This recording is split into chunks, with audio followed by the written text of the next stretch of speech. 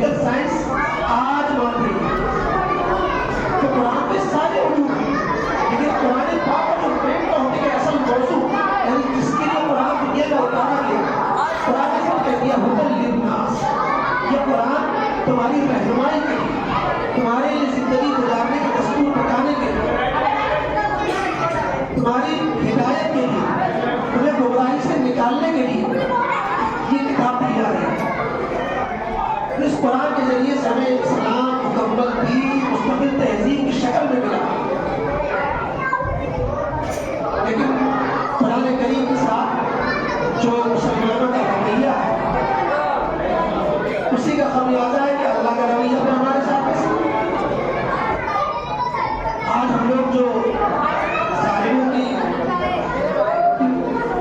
جو ہے بہت بہت کرتے رہتے ہیں کہ ظالم حکمران نے یہ کر دیا اور ہماری مسجدیں چھین لیا اور یہ کر دیا، اس بات میں آتا ہے کہ حکمرانوں کو برا کہنے کا کوئی فائدہ نہیں، حکمرانوں کو برا مت کہو، یہ تمہارے حکمران تمہارے اعمال ہوتے ہیں، اعمال ہو حکمران ہو، یہ تمہارے اعمال تمہارے حکمران ہوتے ہیں، جیسا تمہارا رویہ ہوتا ہے اللہ کی طرف سے ویسے فیصلے ہوتے ہیں۔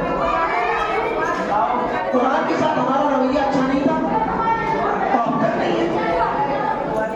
اگر رمضان المبارک نہ آئے تو شاید رمضان المبارک اگر نہ آئے تو شاید قرآن کریم سے پورے سال ایک دن بھی ہمارا تعلق بھی قائم نہ ہو، تلاوت بھی نہ ہو، سننا بھی نہ ہو، قرآن کی مجلس میں شرکت بھی نہ ہو، پڑھنا پڑھانا بھی نہ ہو۔ تو رمضان میں صدقہ ہے تو قرآن کریم سے چند دن کی ہو جاتے ہیں، اور جہاں رمضان ختم کوئی قرآن ہی ختم نہ ہو سکتا، لیکن قرآن ہی دنیا سے جب قرآن پڑھا نہیں جائے گا، سنا نہیں جائے گا، قرآن کی حلقوں میں بیٹھا نہیں جائے گا، جب سے قرآن میں شرکت نہیں ہوگی، قرآن کے پیغام کو نہیں سمجھا جائے گا۔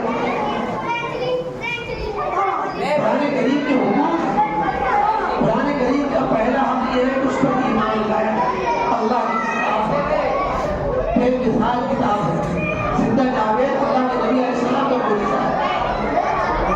آج ہم جو فخر کرتے ہیں اپنے اسلام کی حقانیت پر،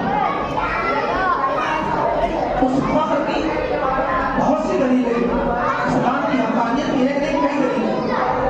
اس میں اگر کوئی کہے کہ بھائی آپ اسلام کو مان رہے ہو، کیوں مان رہے ہو؟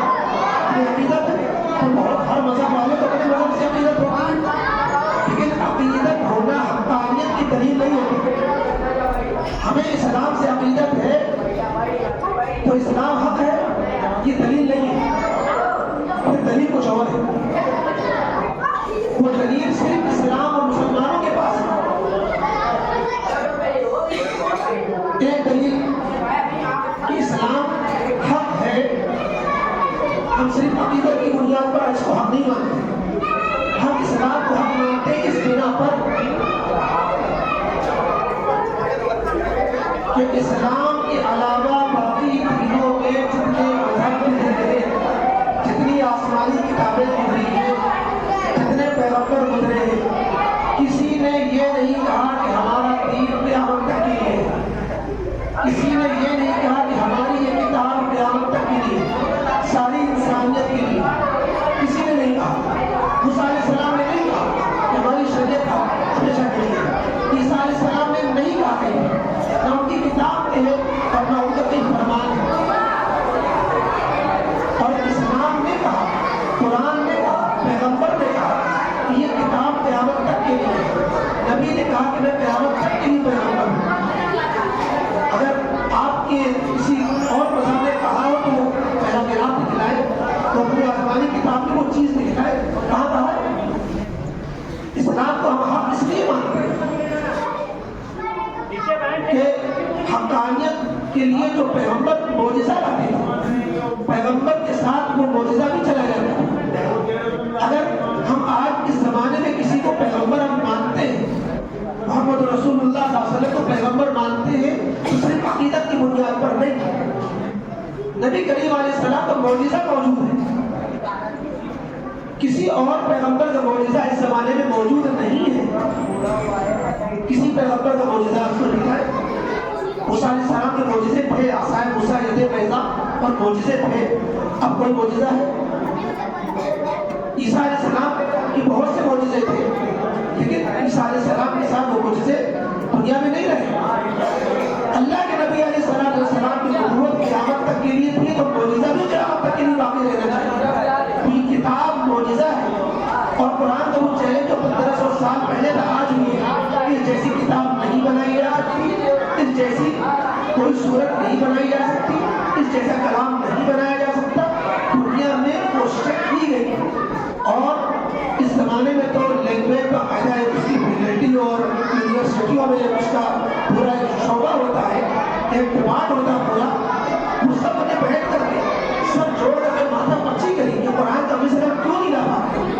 آج بھی گوگل پر، چیٹ جی پی ٹی پر، اے آئی پر سے آپ سوال کریں کہ قرآن کا کیا مصر بنانا ممکن ہے، آپ کو جواب ملے گا۔ یہ مسلمان کی گواہی نہیں، انٹرنیشنل گواہی ہے، تو وہ جواب دیتا ہے کہ نہیں، قرآن کا مصر نہیں بنایا جا سکتا۔